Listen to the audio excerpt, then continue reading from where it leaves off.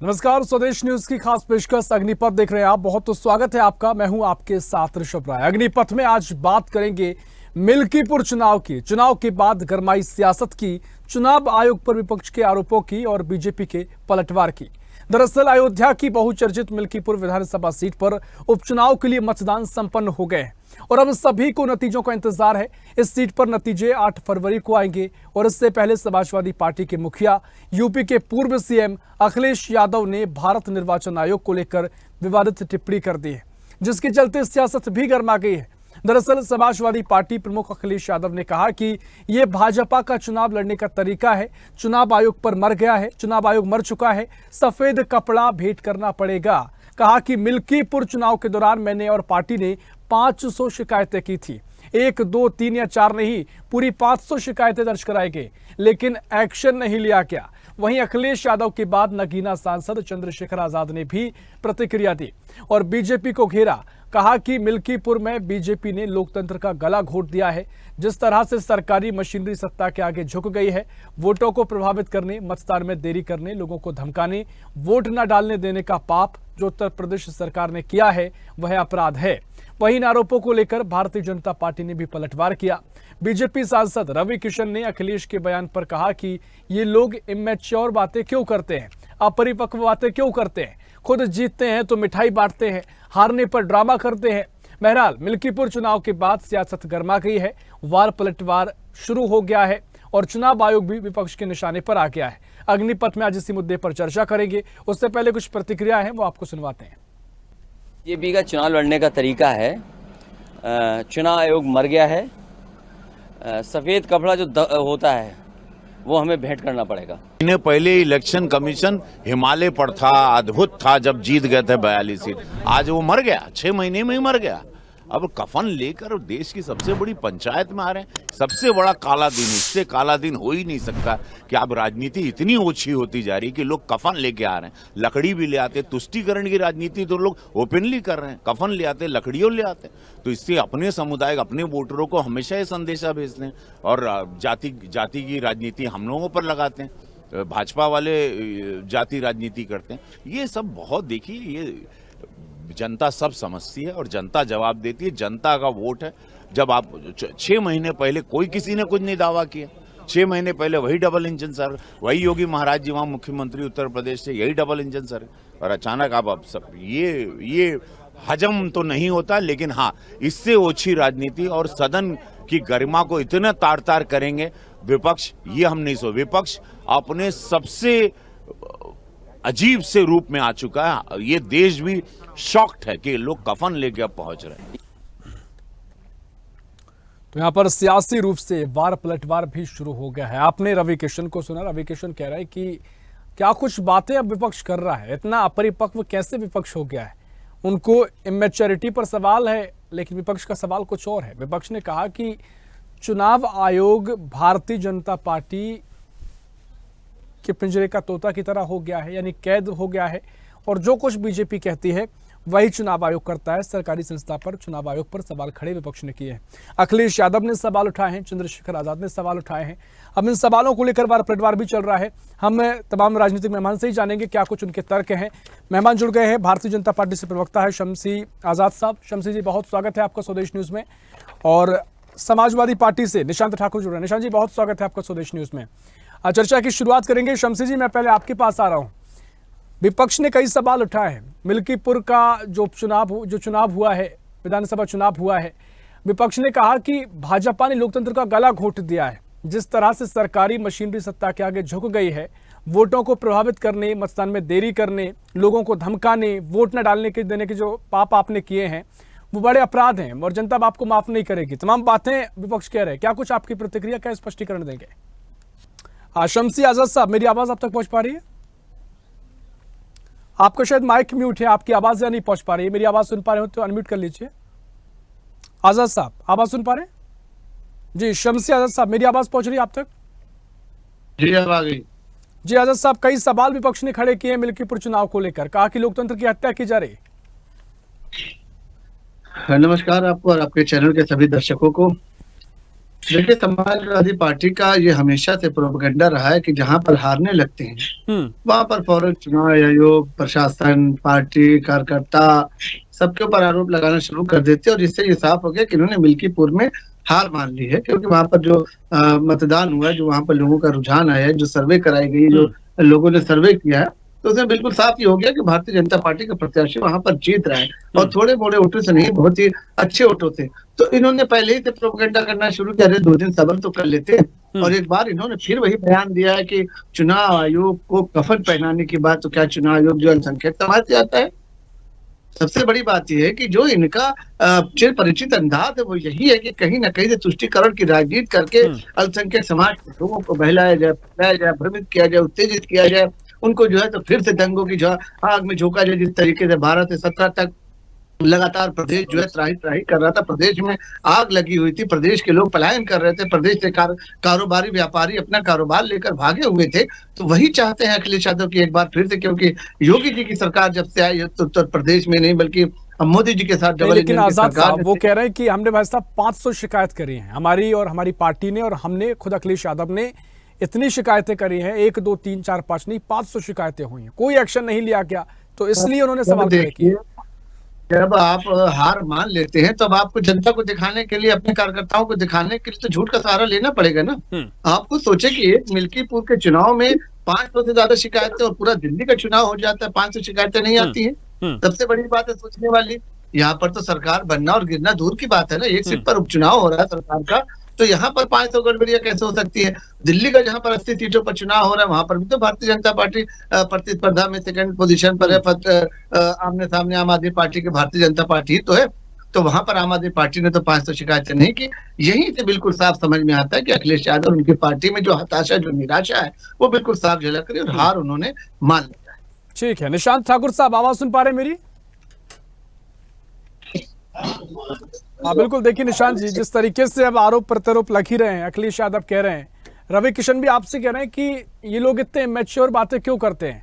खुद जीत जाते हो आप तो मिठाई बांटते हो, हारने पर ड्रामा आप करते हो। और अभी जो स्थिति बताई है, खुद शम्सी अजहर साहब कह रहे हैं कि 500 शिकायतें कहाँ आपका आंकड़े की बात कर रहे हैं? इतनी शिकायतें तो दिल्ली अभी विधानसभा चुनाव हुए वहां पर नहीं हुई। तो क्या कुछ आपके पास स्पष्ट आंकड़ा है वो बता दीजिए। और वो जो आपको कह रहे हैं कि जब आप जीतते हैं तब मिठाई बांटते हैं, अब हारने की आपने लगा कि आप हार सकते हैं, तो आप इस तरह की बातें कर रहे हैं फिर? आपने देखा होगा कि भारतीय जनता पार्टी का हमेशा ही फॉर्मूला रहा है कि ओपीएम की गोलियां निकाल के ध्यान भटकाना। जिस कदर अधिकारियों के माध्यम से चुनाव लड़ा गया है, ये बौखलाहट ही है कि भारतीय जनता पार्टी हार रही है, और उत्तर प्रदेश के अंदर समाजवादी पार्टी का जो वर्चस्व है वो बरकरार है, और अधिक से अधिक संख्याओं के वोटों के आधार पर समाजवादी पार्टी का कैंडिडेट जीत हासिल करेगा। अधिकारी जहाँ पर वोट डलवा रहे हो वहां पर क्या मान्य हो सकता है? लोकतंत्र की हत्या हो रही है, बेटियाओं के साथ दुराचार हो रहा है। क्या आप भारतीय जनता पार्टी से आप उम्मीद करेंगे?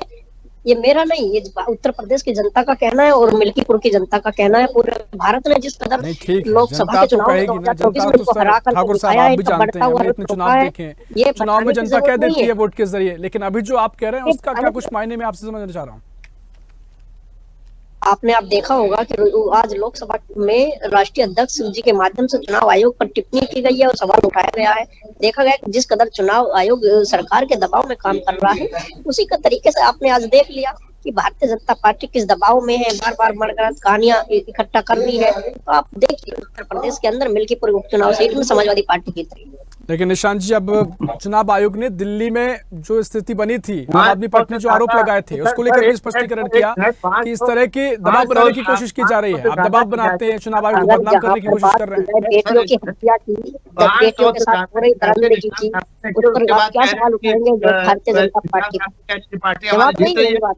तो भाई किस तरीके से जीत रही है? अगर बेईमानी चुनाव आयोग करा रहा है, भारतीय भाजपा के लोग कर रहे हैं, प्रशासन के लोग बेईमानी करा रहे हैं, 500 शिकायतें आपने दर्ज कराई, फिर कहां से समाजवादी पार्टी जीत रही है? समाजवादी पार्टी के कार्यकर्ताओं के उठा करके जबरदस्ती जेलों में घुसेड़ा जा रहा है।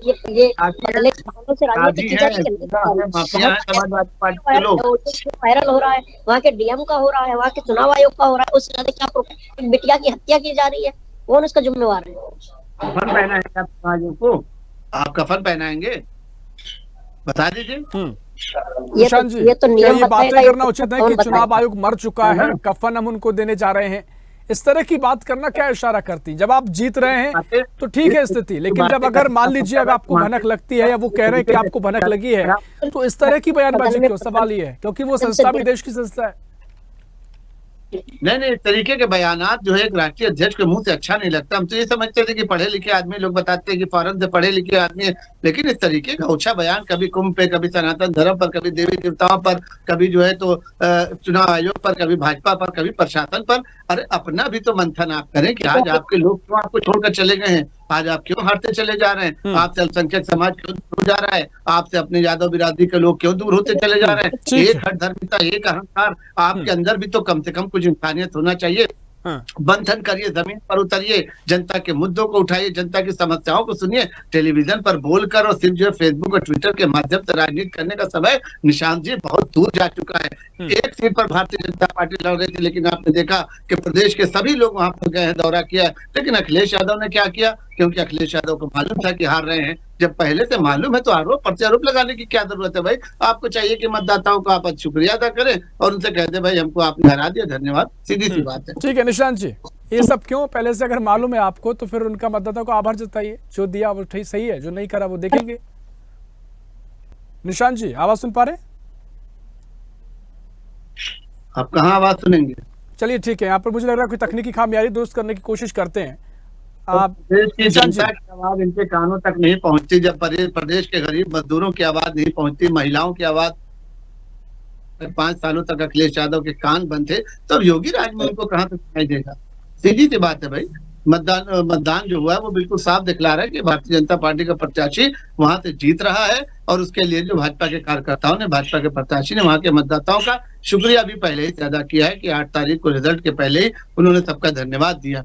इस तरीके से लड़कर होता है कि भाई अभी 27 का भी चुनाव है, आप इस तरीके से अकेले चुनाव आयोग का अपनी भी तो जिम्मेदारी है। आप अपना जो है राजनीतिक फर्ज निभाते हुए सबसे पहले आपको त्याग पत्र दे देना चाहिए कि आपने जो परिवारवाद की राजनीति चली है कि अवधेश प्रसाद हैं उनके सांसद, तो उनके बेटे को ही दिया जाएगा। तो वहां पर जो कार्यकर्ताओं में जो नाराजगी थी उसको अखिलेश यादव ने कहीं बयान किया, उसको कहीं पर डिम्पल जी ने बयान किया, उसको वहां पर जो उनके पार्टी के लोग थे उनको बयान करना चाहिए था कि भाई अखिलेश यादव ने गलत किया। भाई जब एक ही परिवार से सांसद है तो उनके बेटे को वहां पर विधायक क्यों दिया जाए? जिसके ऊपर लगातार आरोप लगते चले आ रहे हैं, जितने जो है अपराधियों को बचाने की कोशिश की, जितने बलात्कारियों को बचाने की कोशिश की, जिसके साथ अखिलेश यादव खड़े रहे, डीएनए टेस्ट कराने की बात करते हैं, कहाँ डीएनए टेस्ट कराएंगे? मैं तो यही बार बार कहता हूँ और एक बार फिर मैं यही कह रहा हूँ कि अपराधियों की एक जाति समाजवादी, समाजवादी और समाजवादी।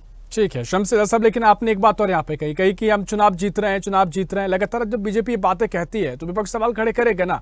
आप भी तो इंतजार कीजिए चुनाव के नतीजे क्या आएंगे, हो सकता है कि उनको उम्मीद के पक्ष में आ जाए, तो पहले से मन बना लेना कि हमें जीत रहे हैं, ये भी तो एक धारणा है ना। मेहनत करने वाले सुन लीजिए, जब मेहनत करने वाले को पता है कि उसने फसल अच्छी बोई है, खाद अच्छी डाली है, पेड़ अच्छा लगाया है, बीज अच्छा लगाया है, उसकी रखवाली अच्छी तरीके से की जाएगी, तो जमीन अच्छी है, वाले को पता है, तय कौन करेगा सर कि मेहनत आपकी हुई है? तो आप बता रहे हैं अगर समाजवादी पार्टी कहती है हमने भी मेहनत करी है, तो फिर आप उन पे आरोप मत लगाइए, ये मानिए कि वो भी कह रहे हैं वो भी जीतेंगे। हम कहाँ आरोप लगा रहे हैं? आरोप तो वो लगा रहे हैं ना कि चुनाव आयोग मर गया है। आपने कहा ना कि वो चुनाव हार रहे हैं, वो तो कह रहे हैं हम चुनाव जीत रहे हैं। अच्छा आप बताए ना कि जब 500 शिकायतें आपने कर ली, इसका मतलब है बेईमानी की गई है। तो अगर बेईमानी की गई है तो भाई भाजपा जीत गई ना। दोनों तरीके की बात करके दोहरीकरण की राजनीति, दोगलेपन की राजनीति, इससे आप हम ही को बताइए ना भाई, हमको समझा दीजिए, हमारी समझ में नहीं आ रहा है कि हम आरोप लगा रहे हैं कि भाई चुनाव वहां पे सही तरीके से हुआ नहीं, 500 गड़बड़ियां हुई, पूरे दिल्ली में 500 गड़बड़ियां नोट नहीं कराएंगे, लेकिन एक मिल्कीपुर पर 500 से ज्यादा जो चुनाव आयोग पर केस किया जाता है, शिकायतें दी जाती है उनको 500 से ज्यादा, तो अब कहाँ से अखिलेश यादव जीत रहे हैं? निशांत जी बताइए कौन से आंकड़े आपके पास है 500 शिकायतों के? अगर इतनी शिकायतें हैं तो बीजेपी के प्रवक्ता बड़े दम से कह रहे हैं कि इतनी शिकायतें अगर दिल्ली चुनाव में नहीं हुई, यहाँ पर अगर शिकायतें हुई तो कोई आधार उनका बताइए, या फिर ये हवाबाजी वाले आंकड़े हैं? चलिए निशांत जी से आवाज शायद उनकी नहीं आ पा रही, तकनीकी खामी हो सकती है, लेकिन आजाद साहब जिस तरीके से सियासत में आरोप लगते आए हैं, कहीं ना कहीं छवि तो सेट होती है बीजेपी की, क्योंकि विपक्ष की चाहे आम आदमी पार्टी हो, हाल ही में दिल्ली में कई आरोप लगाए गए, जहां जहां चुनाव होते हैं विपक्ष का यही बड़ा आरोप होता है कि आप सरकारी मशीनरी का दुरुपयोग करते हैं। क्या इसकी छवि का आपको चुनौती आपके सामने है, इसका नुकसान आपको होता है? जी ने बिल्कुल साफ कहा कि एक ही परिवार के 3 सांसद जिस पार्टी से हों तो वो पार्टी जनता के बारे में कैसे सोच सकती है। जिस तरीके से सोनिया गांधी राज्यसभा में है, प्रियंका गांधी और राहुल गांधी जी लोकसभा में है, तो ये परिवारवाद की राजनीति यही आइएगा देखिएगा। समाजवादी पार्टी के बात है, चचा तो सांसद है, भाभी तो सांसद है, देवर तो सांसद है, पति तो सांसद है। तो ये सारी चीजें जनता में भी जाती है, कार्यकर्ताओं का भी कहीं ना कहीं से उत्साह डाउन होता है यहाँ पर कि भाई मेहनत हम कर रहे हैं, लेकिन जहां पर समाजवादी पार्टी को लगता है ये सुरक्षित सीट है, यहाँ पर जो हम जीत जाएंगे, वहां पर उनके परिवार के लोगों को लाकर लड़ा दिया जाता है। आजमगढ़ में कार्यकर्ता मेहनत करते हैं, लेकिन वहां पर धर्मेंद्र यादव को लड़ा दिया जाता है। तो ऐसे लोग चाहते हैं कि अब इस तरीके की राजनीति को जो है देश से खत्म कर दिया जाए। और ये खत्म करने का तरीका भी आपने देखा कि विधानसभा के चुनाव में भी आपने देखा, लोकसभा में जब इनकी सीटें बढ़ी तब इन्होंने चुनाव आयोग की शिकायत नहीं की, और उसके बाद उपचुनाव जैसे ही हारते 9 में से 7 सीटें आते हैं, उस वक्त भी आपने देखा था कि वही रोना, आयोग का रोना, वही चुनाव आयोग का रोना, वही प्रशासन को रोना। तो ऐसी चीजें जो है हम नहीं चाहते कि किसी भी तरीके से उत्तर प्रदेश में हो। उत्तर प्रदेश की जनता का हम सम्मान करते हैं, उनके मतदान का सम्मान करते हैं, और हम किसी पर आरोप नहीं लगाते। हम मतदान का सम्मान करते हैं, चाहे हम जीते और चाहे हारे।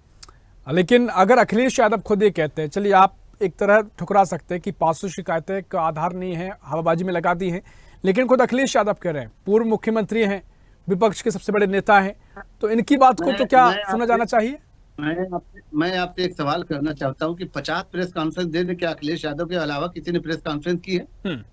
अखिलेश यादव ही प्रेस कॉन्फ्रेंस करेंगे तो कहेंगे भी तो वही, स्टार प्रचारक वही है, टिकट बांटने का काम वही करेंगे, राष्ट्रीय अध्यक्ष वही है, मुख्यमंत्री का चेहरा वही है, लोकसभा में वही है। सब जगह जब एक ही आदमी जिम्मेदारी ले लेता है तो हमें नहीं लगता कि उसका दिमाग सही तरीके से काम करता है, क्योंकि ये इस बात का सबूत है कि चुनाव आयोग पर इस तरीके के बयान देना कि उनको जो है सफेद कफन लेकर बाकायदा ये कहा जाता है कि उसको कफन उड़ा दिया जाए, तो यहाँ पर भी इन्होंने वही जातिवाद का कार्ड खेला है। यहाँ पर भी जो है देश को गुमराह करने का काम, मासूमों को और भोले भाली जनता को वर्गलाने का काम किया है। मैं तो ये अपनी पार्टी की तरफ से मांग करूंगा, चुनाव आयोग से भी मांग करूंगा कि उनके इस बयान पर जो है उनके ऊपर भी कार्रवाई होना चाहिए, उनके ऊपर भी केस दर्ज होना चाहिए कि इस तरीके का चुनाव आयोग जो निष्पक्ष रूप से वोट कराता है, निष्पक्ष रूप से जो है अपना काम करता है, प्रशासन के तहत जो है प्रशासन का साथ लेकर कहीं ना कहीं निष्पक्षता से काम कराता है, और वहां पर अगर इस तरीके का आरोप अखिलेश यादव लगा रहे हैं, जिम्मेदारी है अपने ऊपर लेने की कि हमने प्रत्याशी गलत चुना, हमारी पार्टी की नीतियां गलत है, हमने जो है वहां पर सांसद जरूर जीता, लेकिन हमने वहां पर जमीन पर कोई काम नहीं किया जिसकी वजह से जनता ने हमको हराया है। तो ये उनको करना चाहिए, न कि आप इस तरीके की बात करें कि चुनाव आयोग को कफन में लपेट दिया जाए। ये बहुत ही निंदनीय है, उनके ऊपर सख्त से सख्त कार्रवाई होनी चाहिए। ठीक है। निशांत ठाकुर जी, मेरी आवाज सुन पा रहे हैं? थोड़ा तकनीकी खामी के चलते देरी हुई, क्या मेरी आवाज अब तक पहुंच रही है? आवाज भी सुन पा रहा हूँ, और भारतीय जनता पार्टी के जो साथी हैं इनके भी आरोपों को मैं सुन पा रहा हूँ। जिस देश में बेटियों की हत्या की जा रही हो, आदमियों को टिरकों से, ट्रक से कुचल के कुंभ के मेले में नदी में बहाया जा रहा हो, वो क्या उम्मीद करोगे इनसे? ये तो बताएंगे कि चुनाव आयोग भी ठीक है, सब चीज ठीक है, उन माओ का भी जरा जनसंख्या बता दीजिए जितने लोग कुंभ में मारे गए हैं। ये मिल्कीपुर चुनाव की, आप मिल्कीपुर चुनाव की बात कर रहे हैं, आप चिंता नहीं कीजिए, 2 दिन की बात है, जब वोट खुलेगी तो आप जैसे राम पहले अयोध्या में हारे उस सीट पे भी हारोगे। नहीं, लेकिन वो कह रहे हैं कि अखिलेश यादव भी तो पूरे सभी पदों पर है पार्टी के, तो वही आरोप लगाएंगे, और साथ ही आपके जो सहयोगी दल है, इस तरह का एक रवैया बन गया है कि चुनाव जीतेंगे तो ठीक है, मिठाई खाई ली जाएगी, लेकिन हारेंगे इस तरह के सवाल खड़े करेंगे। इसका क्या जवाब आपके पास है? क्योंकि एक पैटर्न अगर देखें तो हर चुनाव में स्थिति देखने को मिलती है। आप देखिए ना, उत्तर प्रदेश जान चुका है जिस तरीके से लोकसभा के चुनाव में भारतीय जनता पार्टी का क्रूर नीतियों का रथ रोका गया था, ऐसी मिल्कीपुर में भी रुकेगा और 2027 में भी रुकेगा। देश के अंदर बदलाव की जरूरत है। निशांत जी, आप बातें कह जरूर रहे हैं, लेकिन देखिए समय कम है। मैं चाहूंगा 500 शिकायतों का जहां तक बात है, चर्चा थोड़ी सार्थकता की ओर जाए, तो वो आंकड़े आप बता दीजिए कि भाई साहब इस जगह पर हमने, इस बूथ पर हमने शिकायत की थी और इसका समाधान नहीं किया, क्या है वो आंकड़े आपके पास है? तो ठीक है, आपकी बात में दम है, लेकिन जब अखिलेश यादव मुंह बोली बातें कह रहे हैं कि ये सब हुआ है, कोई आंकड़े शिकायत की भी गई है, नहीं की गई है? कोई जांच नहीं हुई है, कोई निष्पक्षता नहीं हुई है। अब डीएम ने चुनाव कराया है, अधिकारियों ने चुनाव कराया है, ये सब बता दिया जाएगा वक्त के अनुसार। आप इंतजार कीजिए। फिर भी बढ़ चढ़ के हिस्सा लिया है, और बढ़ चढ़ के हिस्सा लेके मिल्कीपुर की जनता ने समाजवादी कैंडिडेट को जिताया है। ठाकुर साहब, कितनी उम्मीद है, कितने मतों से चुनाव जीत रहे हैं? समाजवादी पार्टी का कैंडिडेट भारतीय जनता पार्टी को हरा करके और विधायक बन के आएगा। आजाद साहब, भरोसा पूरा है, चुनाव जीत रहे हैं? अभी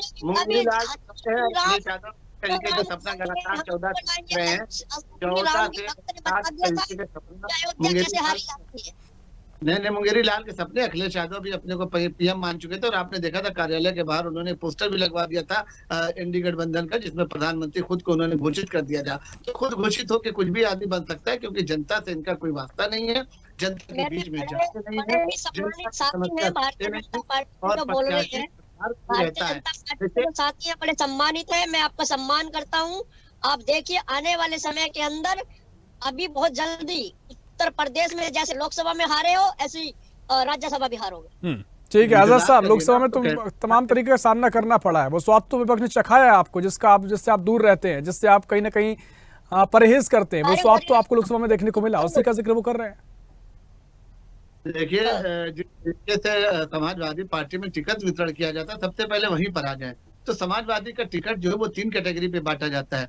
यह तो बहुत बड़ा अपराधी हो जिसके ऊपर 10-20 हत्या का मुकदमा, उसको टिकट दिया जाता है, या बहुत बड़ा पूंजीपति हो, कारोबारी हो, जो पार्टी को पैसा दिया जाता है। सुन मीडिया के चैनल के माध्यम से बात कर रहे हो, इन्हीं के कार्यकर्ताओं के साथ अभद्रता भारतीय जनता पार्टी ने की है, मीडिया के साथियों के साथ में। अब तुम चैनल पे बैठ के बोल रहे हो, मैं बोल नहीं चाहता हूँ इस लोकतंत्र के प्रदेश में, लोकतंत्र के देश में।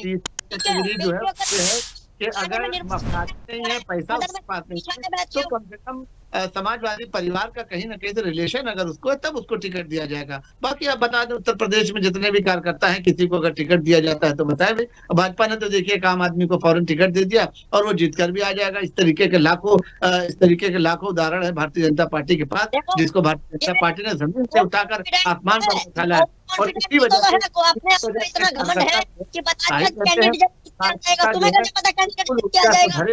लगातार काम करते।